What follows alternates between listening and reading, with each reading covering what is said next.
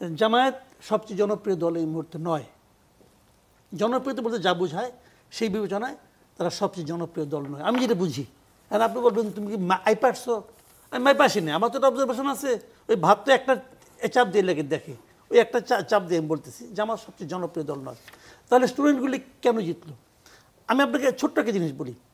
বিষয়টা হলো কি, এই যে বিশ্ববিদ্যালয়গুলো, এই বিশ্ববিদ্যালয়গুলো যারা সাধারণ স্টুডেন্ট যারা, তাদের গত 15 বছরে মূল আতঙ্ক কী ছিল বলেন তো?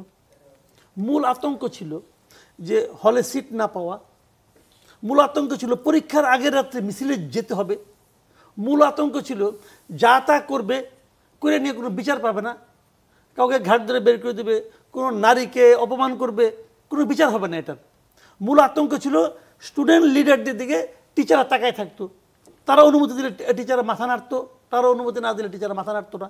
এই ছিল আতঙ্ক। সে আতঙ্কটা কার বিরুদ্ধে ছিল?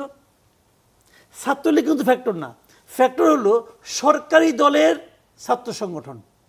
সিম্পলিভাবে এইভাবে ধরেন, সরকারি দলের ছাত্র সংগঠনকে তারা ভয় পাইতো। যদি সরকারি দলের ছাত্র সংগঠন পাওয়ারফুল হয় তারা এটা করতে থাকবে। এরা হিসাব করে দেখছে, মোটামুটি তারা বুঝেও গেছে যে আগামীতে সরকারে আসতেছে বিএনপি,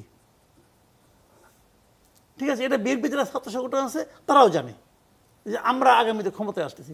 এই যে সরকারি দলের ছাত্র সংগঠনের ব্যাপারে যে আতঙ্কটা, এই আতঙ্কটা মূলত সাধারণ ছাত্রদের মধ্যে কাজ করছে। এখন বিকল্প হিসেবে শক্তিশালী ছাত্র সংগঠন মানে ভিজিবল একটাই আছে, শিবির। এটা হলো বেসিক কারণ। এর সঙ্গে যুক্ত হয়েছে আরও অনেকগুলি কারণ। কারণ ওরা ওয়েলফেয়ার পলিটিক্স করছে শিবিরের লোকজন। ওই খেজুর বাম ছাত্র সংগঠনগুলোও তো ছিল। বাম ছাত্র সংগঠনগুলিতে অতটা তাদের বেসটা অতটা ছিল না।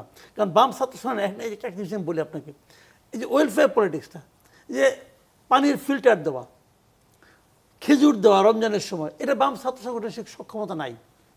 এদের জামাতের আপনার মানে কিন্তু অর্থনৈতিক অবস্থা কিন্তু খুব দৃঢ়, কিন্তু এদের অর্থনৈতিক জাতীয় নির্বাচনেও কি ফ্যাক্টগুলো গুরুত্বপূর্ণ না, এটা হবে না, এখানে হবে না। এখানে কিছুটা হবে।